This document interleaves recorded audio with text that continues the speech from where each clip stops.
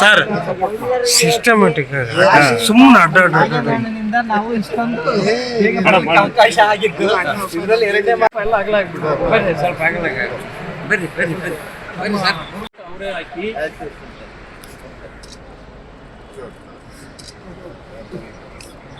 ಈ ಕಡೆ ಎಲ್ಲ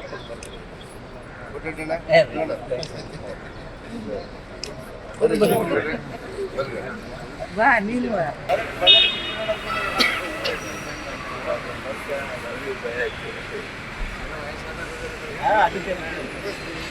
ಕರ್ನಾಟಕ ಸರ್ಕಾರದ ಪರವಾಗಿ ಕರ್ನಾಟಕ ಸರ್ಕಾರದ ಮುಖ್ಯಮಂತ್ರಿಗಳು ಕೂಡ ನಮಗೆ ಬಹಳಷ್ಟು ಸ್ಪಂದನೆ ಕೊಟ್ಟಿದ್ದಾರೆ.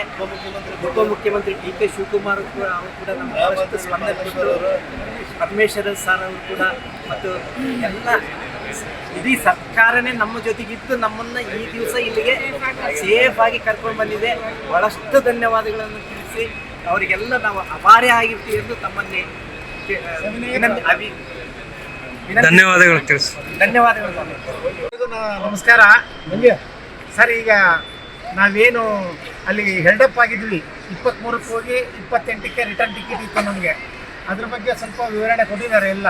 ಇವಾಗ ಅದರ ಪ್ರಕಾರ ನಾವೆಲ್ಲ ಅಲ್ಲಿ ಹೆಲ್ಡಪ್ ಆದಾಗ ಅದೇ ನಮಗೆ ಫುಲ್ಲು ಆತಂಕ ಆಗಿ ದುಃಖ ಆಗಿ ನಮಗೆಲ್ಲ ಆಡೋ ಟೈಮ್ನಲ್ಲಿ ಆಮೇಲೆ ಅಲ್ಲಿ ವಿಡಿಯೋ ತೆಗೆದು ಹಾಕಿದ ಮೇಲೆ ನಾಗೇಂದ್ರ ಸಾಹೇಬರು ನಮಗೆ ಇಮಿಡಿಯೇಟ್ ನಾಗೇಂದ್ರ ಸಾಹೇಬರು ಕಾಂಟ್ಯಾಕ್ಟ್ನಲ್ಲಿ ಇದ್ದರು. ದಿನಕ್ಕೆ 2-3 ಸತಿ ಫೋನ್ ಮಾಡ್ತಾಯಿದ್ರು ನಾಗೇಂದ್ರ ಸಾಹೇಬ್. 4-5 ಸಾರಿ ಫೋನ್ ಮಾಡ್ತಾಯಿದ್ರು. ನಮ್ಮ ವಿಚಾರ ತಿಳ್ಕೊತಾ ಇದ್ರು. ನೀವು ಗಾಬರಿ ಬಿಡಬೇಡಿ, ನಾನಿದ್ದೀನಿ, ನಮ್ಮ ಶಿಷ್ಯನ ಕಳಿಸ್ತೀನಿ ಅಂತ ಹೇಳ್ಬಿಟ್ಟು ನಮ್ಮ ಇವರು ಬ್ರದರ್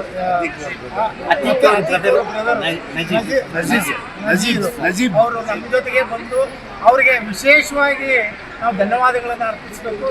ಜೊತೆಗೆ ಸಾಹೇಬರು ಅವ್ರಿಗೆ ಏನು ಮಾಡಿದ್ದಾರೆ ಅಂತಂದರೆ, ಅವ್ರಿಗೆ ನೀವು ಒಂದು ATM ಕಾರ್ಡೇ ಕೊಟ್ಬಿಡಿ, ಅವರು ಏನು ಬೇಕಾದರೂ ಖರ್ಚು ಮಾಡ್ಕೊಳ್ಳಿ ಅನ್ನೋ ಒಂದು ಅಂಥ ಧಾರಾಳ ಮನಸ್ಸು ಇರೋಂಥ ನಮ್ಮ ನಾಗೇಂದ್ರ ಸಾಹೇಬರು ನಾವು ನಮ್ಮ ಜನ್ಮದಲ್ಲಿ ಮರೆಯೋಕ್ಕಾಗೋದಿಲ್ಲ. ನಾವು ಅಂದರೆ ಮುಂಚಿನಿಂದನೂ ನಮಗೆ ಚೆನ್ನಾಗೇ ಎಲ್ಲ ಇತ್ತು. ನಾವು ಅವ್ರ ಹತ್ರ ಒಡನಾಟ ಚೆನ್ನಾಗಿದೆ ಮುಂಚಿನಿಂದನೂ. ನಮ್ಮ ಯಾಳ್ಪಿ ಕಂಪನಿಗಳಂತನೂ ಜೊತೆಗೆ ಯಾವಾಗಲೂ ಹೋಗ್ತಿದ್ರು, ಅವ್ರ ಜೊತೆಗೆ ಎಲ್ಲ ಕೆಲಸಗಳು ಮಾಡ್ಕೊಡ್ತಿದ್ರು. ಬಟ್ ಭಾಳ ಜನ ರಾಜಕಾರಣಿಗಳು ಏನಂದರೆ ಬಾಯಲ್ಲಿ ಹೇಳ್ತಾರೆ, ಕರ್ತವ್ಯಕ್ಕೆ ಬಂದಾಗ ಸ್ವಲ್ಪ ಕಮ್ಮಿ ಆಗ್ತದೆ. ಆಮೇಲೆ ನಾಗೇಂದ್ರ ಸಾಹೇಬರು ಇವರೆಲ್ಲರೂ ಹೇಳ್ದಂಗೆ ಮಾನ್ಯ ಮುಖ್ಯಮಂತ್ರಿಗಳ ಜೊತೆಗೆ ಮಾತಾಡೋ ಟೈಮ್ನಲ್ಲಿ ನಮಗೆ ಕಾನ್ಫರೆನ್ಸಲ್ಲಿ ಕಾಲ್ ಹಾಕ್ಬಿಟ್ಟು ಎಲ್ಲರಿಗೆ ಧೈರ್ಯ ತುಂಬಿ ತಿಳಿಸಿ ನಾನು CM ಜೊತೆಗೆ ಇದ್ದೀನಿ. CM ಕೂಡ ಪಾಪ ನಮಗೆ ಮಾನ್ಯ ಮುಖ್ಯಮಂತ್ರಿಗಳು ಏನು ನಮ್ಮ ಸಿದ್ದರಾಮಯ್ಯ ಸಾಹೇಬರು ಇದ್ದಾರಲ್ಲ, ಅವರು ನಮಗೂ ಎಲ್ಲರಿಗೆ ಒಂದು ಶಾಂತವನ ಹೇಳಿ, ನೀವು ಗಾಬರಿ ಪಡೋದು ಬೇಕಾ, ನಿಮ್ಮ ಶಾಸಕರಿದ್ದಾರೆ, ನಾವಿದ್ದೀವಿ, ನಿಮಗೆಲ್ಲ ನಮಗೆ ಸುರಕ್ಷಿತವಾಗಿ ಬೆಂಗಳೂರಿಗೆ ಕರೆಸ್ಕೊತೀವಿ ಅಂತಂದು ಹೇಳಿದ ಪ್ರಕಾರ ಅವರು ಅದಕ್ಕಿಂತ ಹೆಚ್ಚಿನವಾಗಿ ಶ್ರಮ ವಹಿಸಿ ನಮ್ಮನ್ನು ಇಲ್ಲಿಗೆ ಇವತ್ತು ಕರೆಸ್ಕೊಂಡು ಬಂದು ನಮ್ಮನ್ನು ಅದ್ರ ಜೊತೆಗೆ ಈ ಇಂಟರ್ನ್ಯಾಷನಲ್ ಏರ್ಪೋರ್ಟ್ ಬೆಂಗಳೂರಿಗೆ ಬಂದು ನಮ್ಮಲ್ಲಿ ಇಲ್ಲಿ ರಿಸೀವ್ ಮಾಡಿದಾರಲ್ಲ, ಇದು ತುಂಬ ದೊಡ್ಡ ಗುಣ ಅಂತಂತೇಳಿ ನಾನು ಹೇಳ್ತೀನಿ.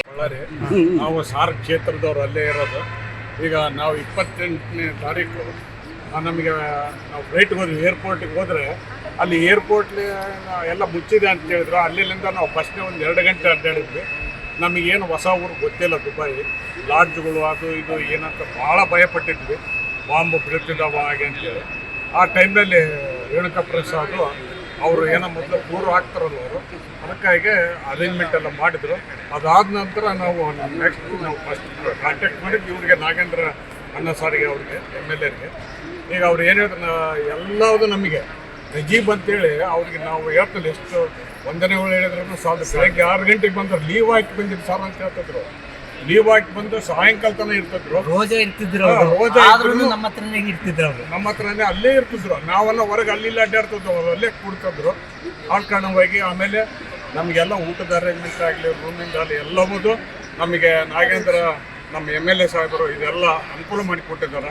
ಬಂಧುಗಳು, ಬಹುಶಃ ನನ್ನ ನಾಗೇಂದ್ರ ಹಾರ್ಟ್ಲಿ ಫ್ರೆಂಡ್, ನಮ್ಮ ಮಂತ್ರಿಗಳಾದಂಥ ಶಾಸಕರಾಗಿರುವಂಥ ನಾಗೇಂದ್ರ ಅವರ ಒಂದು ಬಹಳ ಸಾರ್ಥಕ ಫಲ ಬಹಳ ಫಲ ಕೊಟ್ಟಿದೆ. ಅವ್ರು ಭಾಳ ಡೇ ಒನ್ನಲ್ಲಿ ನನ್ನ ಮಗನಿಗೆ ಕಾಲ್ ಮಾಡಿ ದುಡ್ಡು ಎಷ್ಟು ಬೇಕಾದ್ರೆ ಖರ್ಚಾಗಲಿ, I want my people as to be this ಅಂತ ಹೇಳುವಂಥ ಸಂದರ್ಭದಲ್ಲಿ ನಾನು ಅಲ್ಲಿ ನನ್ನ ಕೆಲವು ಹಿದಾಯತಿ ತಂಡದವರಿಂದ ಇವರನ್ನು ಮೀಟ್ ಮಾಡಲಿಕ್ಕೆ ಹೇಳಿದೆ. ಮತ್ತು ಇವರಿಗೂ ಆ ಭಾಗದವರನ್ನು ಹೆಲ್ಪ್ ಮಾಡಿದ್ದಾರೆ.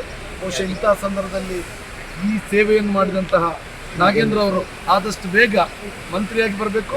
ಅದೇ ಥರ ಅದೇ ಆಗಲೇಬೇಕು. ಮತ್ತು ನಮ್ಮ ಎಲ್ಲರ ಆಶೀರ್ವಾದ, ದೇವರ ಅನುಗ್ರಹ ಅವರಿಗೆ ಇರಬೇಕು. ನಮ್ಮ ಕ್ಷೇತ್ರದವರು ಎಲ್ಲರಿಗೆಲ್ಲ ನಾವು ಬರ್ತಾ ಇರ್ತೇವೆ. ಬನ್ನಿ ಸರ್. ನೋ ಉತ್ಪ್ರೇಕ್ಷೆ, ನೋ ಊಹಾಪೋಹ. ತಾಜಾ ಸುದ್ದಿ, ನಿಖರ ಮಾಹಿತಿಗೆ ಬ್ರೌಸ್ ಮಾಡಿ ವಿಜಯವಾಣಿ.net. QR ಕೋಡ್ ಸ್ಕ್ಯಾನ್ ಮಾಡಿ ಆಪ್ ಡೌನ್ಲೋಡ್ ಮಾಡಿಕೊಳ್ಳಿ.